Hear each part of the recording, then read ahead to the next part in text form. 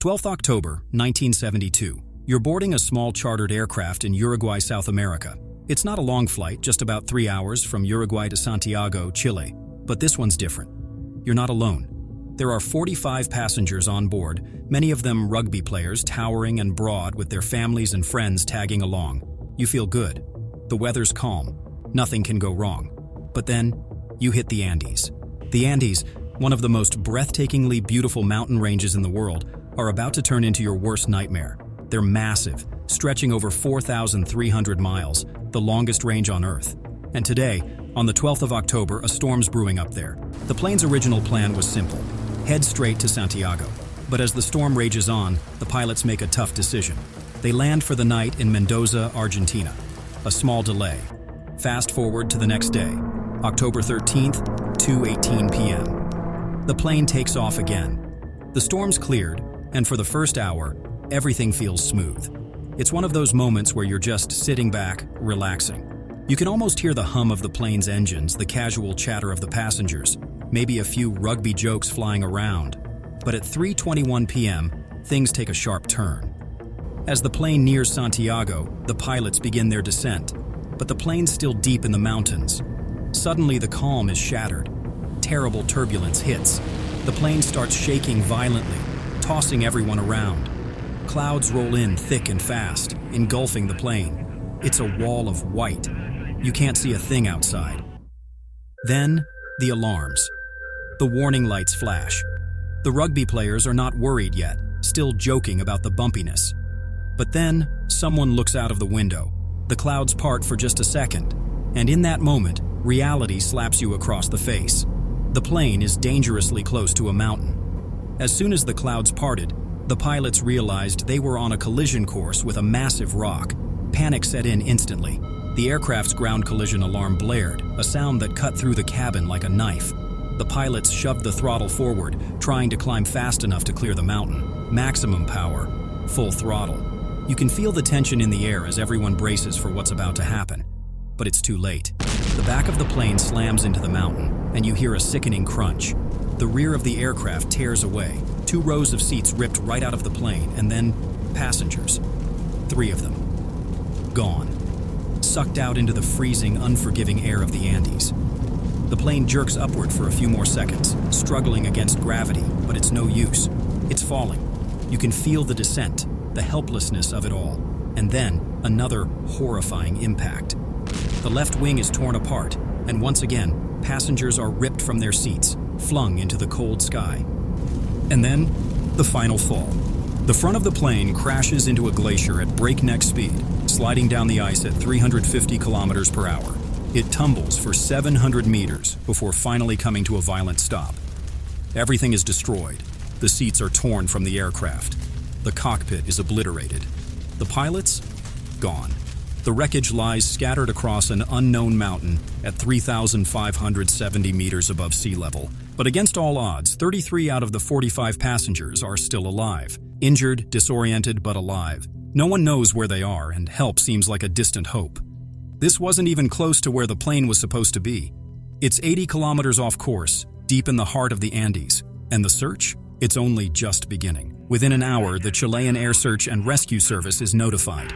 4 aircraft are dispatched to find them, combing the skies from dusk until nightfall. But nothing. The survivors have no idea how much harder things are going to get. This is the heart-stopping, gut-wrenching story of Uruguayan Air Force Flight 571. A story of survival. A story that became known as the Miracle of the Andes. And it all starts with 2 people, 19-year-old Roberto Canessa and 20-year-old Gustavo Zerbino, both medical students. They weren't badly injured, so they started immediately, checking who was alive, who needed help. One of the survivors, 23-year-old Fernando Parado, had a skull fracture and was in a coma. But these 2 medical students did everything they could. Meanwhile, the clock was ticking. It's been just an hour since the crash, and the Chilean Air Search and Rescue Service has already been notified. 4 aircraft are sent out immediately to search for the wreckage. They scan the skies, hoping to spot something, anything. But as night falls, they come up empty. The crash site is still nowhere to be found.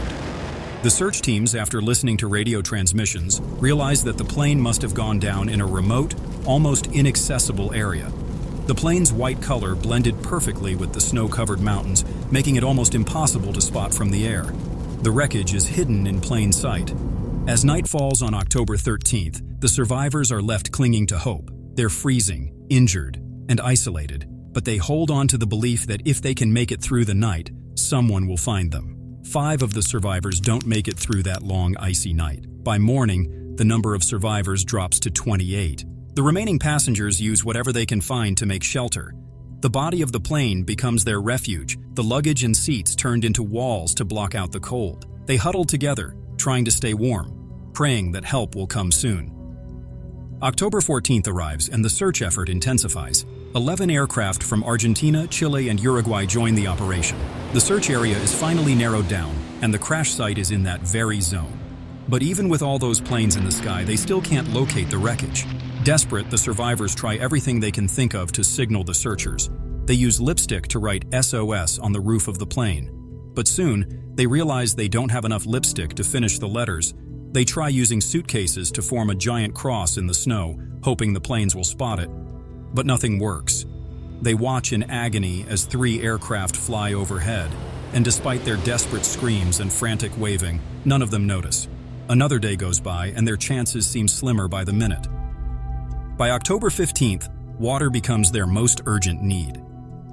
One of the survivors, Fito Strauch, finds a way to get water. He uses a metal sheet to collect the sun's rays and melt snow, collecting the precious water in empty wine bottles.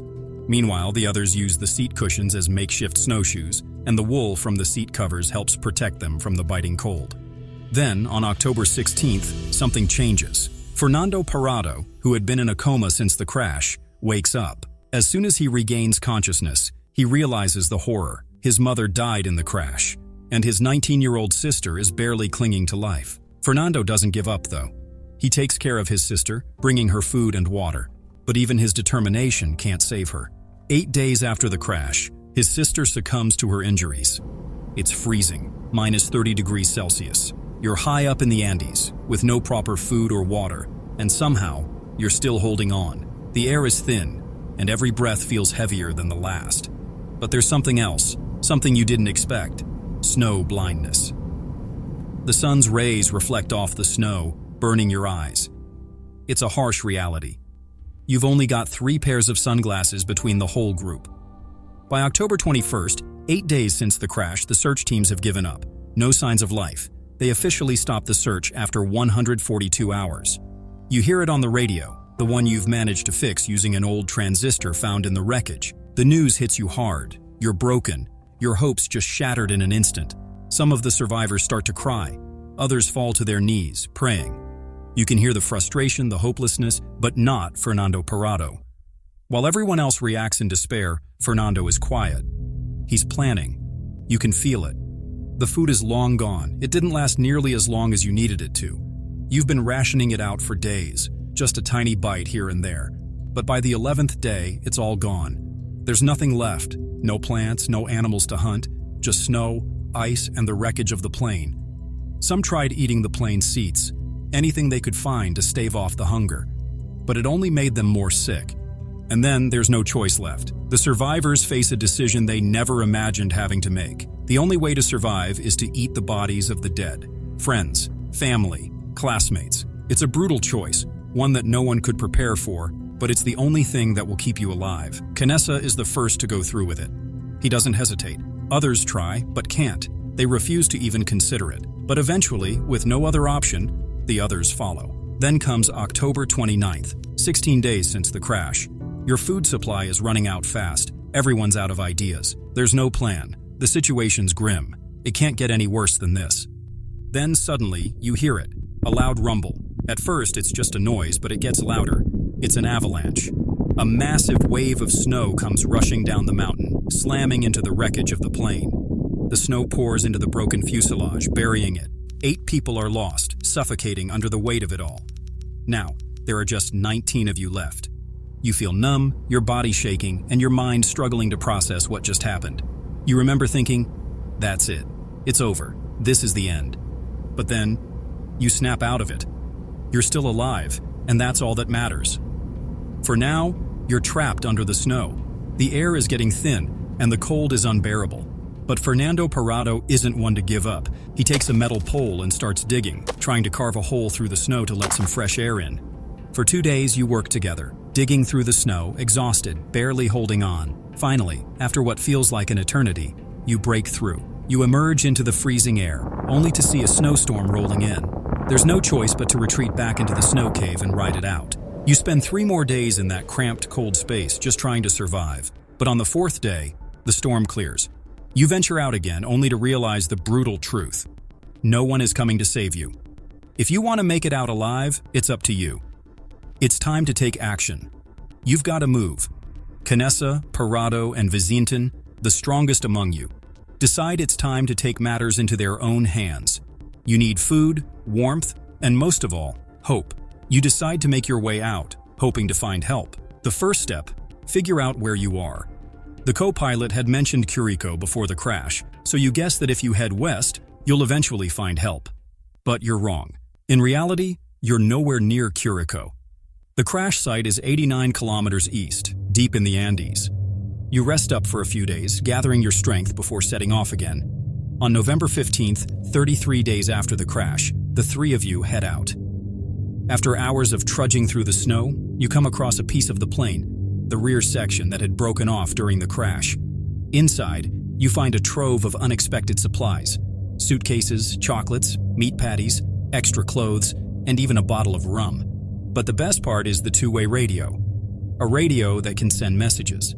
You decide to spend the night there holding on to a fragile thread of hope. You're deep in the Andes now. It's been over a month since the crash. The cold bites harder each day. The hunger never fades. And the silence? It's deafening. One morning, you and the others decide it's time to try something, anything, that might lead to rescue. Someone remembers there's a battery in the tail section of the plane. A big one. It weighs around 24 kilograms.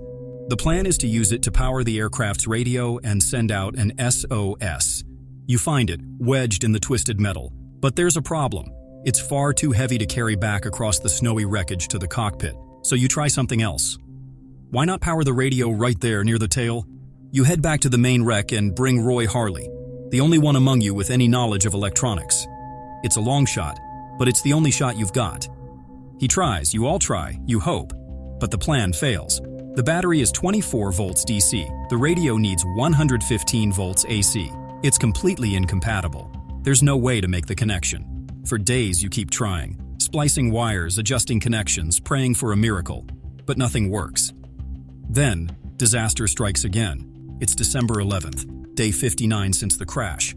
Without warning, an avalanche crashes down in the middle of the night. It buries part of the fuselage and kills 3 more survivors. In seconds, everything changes. You're trapped under snow, unable to move, can't speak, can't breathe. All you hear is the crushing silence. The most deadly silence you can imagine, one of the survivors would later say. When it's over, only 16 of you remain. You realize, now more than ever, no one is coming to save you. If you want to survive, you'll have to do it yourself. That means walking west, into the mountains, into the unknown. But how do you survive freezing nights where temperatures drop to minus 30 degrees Celsius? Among you is an 18-year-old named Carlos Miguel Rodriguez. He remembers something his mother taught him: how to sew. And incredibly, he still has his needle and thread with him. He gets to work.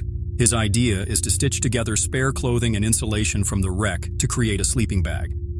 "I didn't just think of it," he would later say. "I made it with my own hands." It works. On December 12th, exactly 2 months since the crash, 3 of you set out: Nando Parrado, Roberto Canessa, Antonio Vizintin. You have no mountaineering gear, no maps, no compass, no idea what lies ahead. Just determination. Parrado wears 3 pairs of jeans, 3 sweaters, and a t-shirt beneath them. He layers 4 pairs of socks, covers them with a plastic shopping bag, and hopes for the best. The climb begins. It's harder than anything you've ever done. Every step forward sinks into deep snow. You're using hands and feet, crawling and sliding. For every few meters gained, you slide halfway back. The air thins quickly, your lungs burn with every breath, but still, you climb. Because somewhere beyond those icy peaks lies Chile, and with it, the only hope you have left. The sleeping bag you stitched together with scraps from the wreckage becomes your lifeline at night. It isn't warm, not really, but it's better than nothing. During the day, you keep moving. Slow, deliberate steps across the frozen terrain. The three of you, Parado, Canessa, and Vizintin, share that one sleeping bag at night, pressing close to hold on to every bit of body heat. As soon as the sun rises, you start walking again. Day after day, you move forward. Second day, third. By the morning of the fourth, it becomes painfully clear. You've made a huge mistake. Your estimation of the distance was completely off. Instead of a way out, all you see ahead is more of the same. Endless mountains, no end in sight. With your food supply dangerously low, you make a hard decision. Vizintin will return to the crash site. The fewer people there are moving forward, the less food is needed. It's not an easy goodbye. On December 15th, Vizintin heads back, using an aircraft seat as a makeshift sled. It's all downhill for him, and within an hour, he's back at the fuselage. It had taken you 3 days to climb this far. He makes it down in just one. Now it's just you and Canessa. Together, you push onward. After 3 more exhausting hours, you reach the summit of the mountain, and what you see steals the air from your lungs. Mountains. Nothing but mountains in every direction. Snow-covered peaks stretching to the horizon. Not a single sign of civilization. I couldn't breathe, I couldn't speak, I couldn't even think, Parado would later say. What we saw was horrible. Instead of green valleys, we saw mountains and snow-covered peaks, 360 degrees all around us. But you can't stop now, you won't. Giving up means death. Far off on the western horizon, you spot 2 peaks without snow. It's the first sign of something different, something possible. With that glimmer of hope, you and Canessa begin walking again. Days pass, your legs ache, your bodies weaken, your determination keeps you upright, and finally you find it. A valley. A river flows through it, winding its way like a promise. A river means downhill travel. Easier terrain. Hope. You follow it, step by step, mile after mile. 9 days of constant walking, barely surviving, until finally, signs of life. Cows in the distance, and then across the river you see them. "Look!" you shout. "A man on a horse!" There are 3 of them, but your voice can't reach across the roaring river. Still, one of them notices you. He sees you. He points and shouts back a single word. "Mañana!" Tomorrow. It's the most beautiful word you've ever heard. The next day, true to his promise, the man returns, on horseback. This time, he brings paper, a pencil, and some thread. He ties the note to a rock and throws it across the river. You grab it with shaking hands. It's your chance, your only chance, to speak to the world again. You write, "I come from a plane that crashed in the mountains. I am Uruguayan. I've been walking for 10 days. My friends are still alive, but injured. We need help. We have no food. We are weak. Please, save us." And now, finally, someone is listening. You don't know it yet, but the note you just scribbled, shaky hands, desperate words, has landed in the hands of someone who will change everything. His name is Sergio Catalan, a Chilean farmer, a simple man riding horseback through a remote part of the Andes, miles from the nearest village. He reads your note, scanning the words you've tied to a rock. Then, he looks across the river at you, nods slowly, and uses gestures to say, "I understand." He turns to the 2 men with him and speaks in hushed tones. They remember hearing something. Months ago, a plane crash in the Andes. All passengers presumed dead. But now, faced with your worn body and hollow eyes, they're stunned. Survivors? After more than 2 months, it's almost too much to believe. Sergio doesn't hesitate. He tosses a piece of bread across the river, your first real food in days. And without another word, mounts his horse and rides west. He rides for 10 straight hours. When he finally reaches the nearest town, he alerts local authorities, who immediately contact Army Command in Santiago. Meanwhile, back in the mountains, local farmers help you and Canessa down from the wilderness. They bring horses and guide you to a nearby village called Los Maitenes. There, for the first time in 70 days, you stop, you rest. Someone weighs Canessa. He's down to 44 kilograms. He's lost nearly half of his body weight. The 2 of you have trekked over 61 kilometers on foot, across the Andes, fueled by sheer willpower and a sliver of hope. And now the world begins to stir. The story spreads like wildfire. Headlines erupt across newspapers worldwide. No one can believe it. There are survivors of the Andes plane crash, 70 days later. The Chilean Air Force scrambles 3 helicopters for an immediate rescue. Army officers interview you and Parado to learn where the others are still waiting. Parado pulls out the flight chart he took from the cockpit. He has carefully marked the path you both followed through the mountains. Thanks to that map, the Army finally knows where to go. Then on December 22, 1972, 70 days after the crash, 2 helicopters slice through the cold mountain air and reach the wreckage. 16 survivors are still there, 16 people, bruised, broken, frostbitten, and starving but alive. They are suffering from altitude sickness, dehydration, broken bones, and malnutrition, but they survived. One by one, they are airlifted out of the Andes, back into the world. This was a great victory of the human spirit. That's why they call it the miracle of the Andes.